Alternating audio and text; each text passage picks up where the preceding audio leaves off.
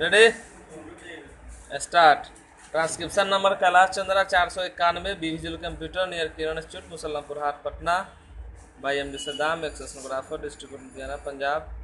Mobile number 9507142555। Ready start. Sir, I know for some time past how this government is functioning. Take for instance the Commerce and Industry Ministry. Since the last 1 decade, this ministry has faced many changes. It has been changed, reorganized many times, sometimes inflated and sometimes deflated to suit the particular individuals who occupy the place of power. In the beginning, as the House is aware, there was the Commerce and Industry Ministry. It had within its fold external and internal trade, many of the public undertakings, private sector companies, and small industries too. But from time to time, as I said, this ministry has been cut and changed and suffered because of a particular person in power. So the ministry became weak and small as time went on. The net result was that no effective functioning was possible. It is amazing how a vital ministry, the Ministry of Commerce and Industry, has been subjected to such vicissitudes, has been subjected to such changes. We all know that no ministry can function in an atmosphere of instability and uncertainty.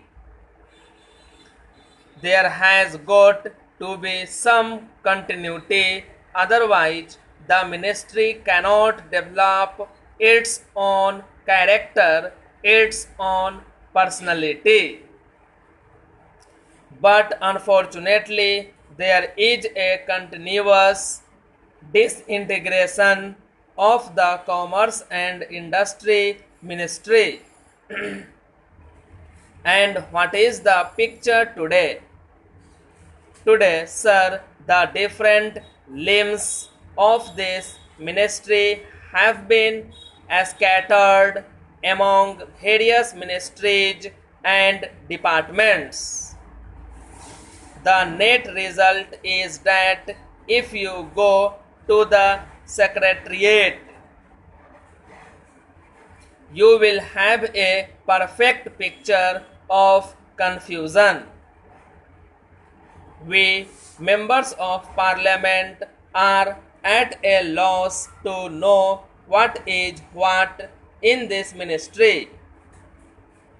We are amazed that even the officers functioning in the various sectors have no sense of responsibility because they themselves do not know their powers and responsibilities.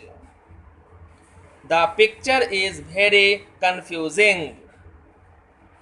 As a consequence of this confusion, which is increasing, the work has suffered, efficiency has suffered, and the importance of the ministry has considerably gone down. It has lost character and personality. We talk of industrialization of the country, we talk of rapid economic development. Unless the ministry is clear headed or properly organized, it would be difficult to bring about rapid economic transformation or quick economic development. So, my first remark is that the Ministry of Commerce and Industry has to be properly reorganized so that there can be effective confusing, there may be far better coordination, and there may be fruitful work. Take for instance the huge number of complaints about licensing. We do not know what is the policy of licensing. In certain sectors there has been over licensing, in certain others there is not much of licensing. Also, we see that the licenses which have been granted have not been properly utilized, partly because the government has not been able to remove some of the official bottlenecks. Take the instance of collaboration agreements. In the matter of collaboration, we find considerable delay and lack of quick decision. As a result, the licenses used and issued by the different have not been utilized. Again, take the import and export wing of the department, and there you see the same slackness, the same indecision, and the same indefiniteness about anything. Therefore, for the ministry to function effectively, it is necessary that the ministry should have a stable future and should have adequate powers and responsibilities. No modern country in the world can cut or slash portfolios or ministries without a rational basis, but unfortunately here and particularly in this ministry, slashing or cutting has been going on without heed being paid to the needs of development and to the needs of efficiency.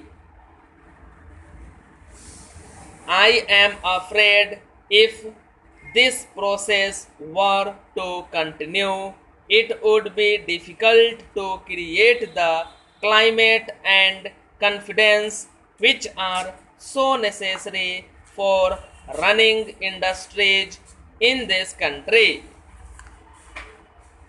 My friend was speaking about estate trading. On this question, I feel that no precise policy decision has been made by the government so far.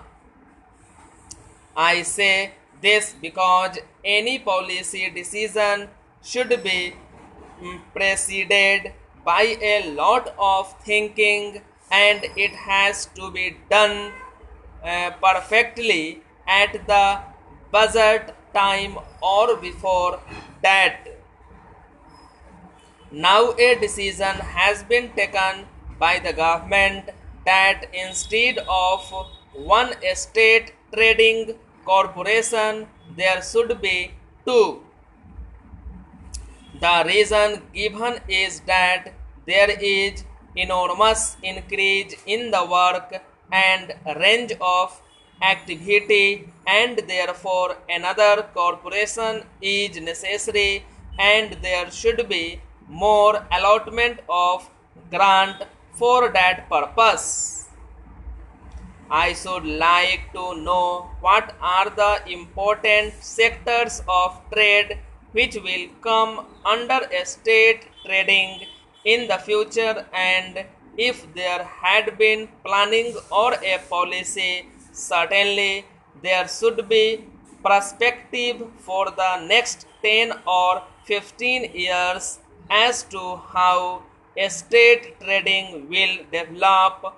But by looking at the history of estate trading, I feel that no attempt has been made to sympathize. चलिए हो गया, transcription कीजिए, इसको मिलाएंगे, फिर इसके बाद code का मैटर लिखा के मिला देंगे.